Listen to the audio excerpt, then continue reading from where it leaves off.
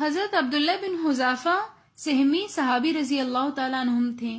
ان کا واقعہ ذکر کیا جاتا ہے کہ آپ کو رومی کفار نے قید کر لیا اور بادشاہ کے سامنے پہنچا دیا. بادشاہ نے آپ سے کہا کہ تم نصرانی بن جاؤ تو میں تمہیں اپنی سلطنت کے اندر شریک کر لوں گا اور اپنی بیٹی سے آپ کا نکاح کروا دوں گا. تو حضرت عبداللہ بن حذافہ سہمی رضی اللہ تعالیٰ عنہ نے جواب دیا کہ اپنی بادشاہت تو کیا تم پورے عرب کی بادشاہت مجھے دے دو تو میں آگ جھپکنے کے برابر بھی دین محمدی سے نہیں پھروں گا، یہ ناممکن ہے. بادشاہ نے کہا کہ پھر تمہیں قتل کر دوں گا. حضرت عبداللہ نے جواب دیا کہ ہاں یہ تجھے اختیار ہے لیکن دین محمدی سے میں نہیں پھر سکتا. چنانچہ بادشاہ نے اسی وقت حکم دے دیا اور انہیں صلیب پر چڑھا دیا گیا اور تیر اندازوں سے فرمایا جاتا کہ ان کے ہاتھوں اور پاؤں کو تیروں کے ساتھ زخمی کیا جائے. چنانچہ تیر انداز ان کے ہاتھوں اور پاؤں کے اندر تیر پھینکتے جس کی وجہ سے ان کے ہاتھ اور پاؤں زخمی ہو گئے اور ان سے ہر تیر کے بعد پوچھا جاتا کہ کیا تم نصرانیت قبول کرو گے، اور ہر تیر کے بعد حضرت عبداللہ بن حذافہ کا یہی جواب ہوتا کہ نہیں، دین نصرانیت نہیں قبول کر سکتے. چنانچہ اس کے بعد بادشاہ نے حکم دیا کہ ایک بڑی دیگ کو آگ کے اوپر گرم کیا جائے اور اس دیگ کو آگ کے اوپر سلگایا گیا اور حضرت عبداللہ کے سامنے لایا گیا اور پھر حضرت عبداللہ کے سامنے ایک مسلمان قیدی کو اس دیگ کے اندر ڈال دیا گیا. جیسے ہی اس مسلمان کو اس کے اندر ڈالتے ہیں تو فوراً سے وہ مسلمان شہید ہو جاتا ہے. حضرت عبداللہ کے سامنے یہ والا جب عمل کیا گیا اور پھر ان سے پوچھا گیا کہ اس کے بعد تمہاری باری ہے، کیا تم اب بھی دین نصرانیت کو قبول نہیں کرو گے؟ تو حضرت عبداللہ نے کہا کہ نہیں، میں اب بھی قبول نہیں کروں گا.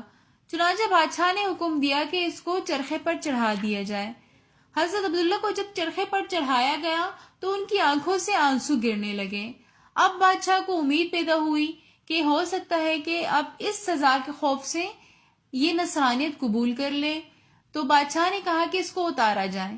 جب اس کو اتار دیا گیا تو بادشاہ نے کہا کہ اب بتاؤ تمہارا کیا ارادہ ہے، تم کیوں روئے؟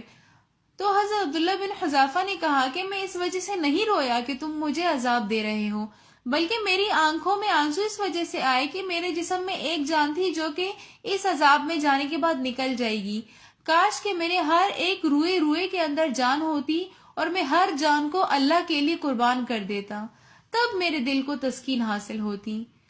بادشاہ کو اس بات کے اوپر بڑا غصہ آیا اور انہوں نے حضرت عبداللہ بن حذافہ کو شہید کر دیا.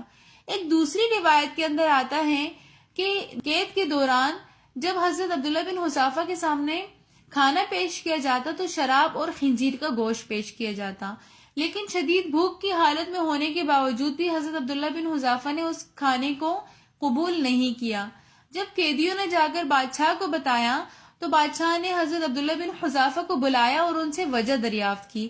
انہوں نے کہا کہ اس حالت میں میرے لیے یہ کھانا حلال ہے، حالت اضطراری میں حرام گوشت کھانا بھی کھانا حلال ہے، لیکن میں آپ کو اپنے اوپر خوش ہونے کا موقع نہیں دینا چاہتا کہ آپ خوش ہو جائیں کہ میں نے شراب اور خنزیر کا گوشت کھا لیا.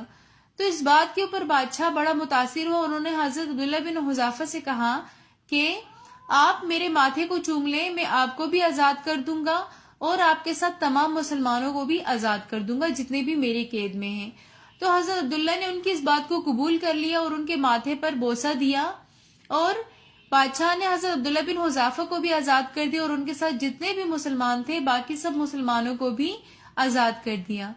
حضرت عبداللہ بن حذافہ جب حضرت عمر رضی اللہ تعالیٰ عنہ کی خدمت میں پہنچے اور ان کو سارا واقعہ سنایا تو حضرت عبداللہ نے کہا کہ حضرت عبداللہ بن حذافہ مستحق ہے اس بات کے کہ سب مسلمان ان کے ماتھے کو چھومیں اور میں اس کی شروعات کرتا ہوں.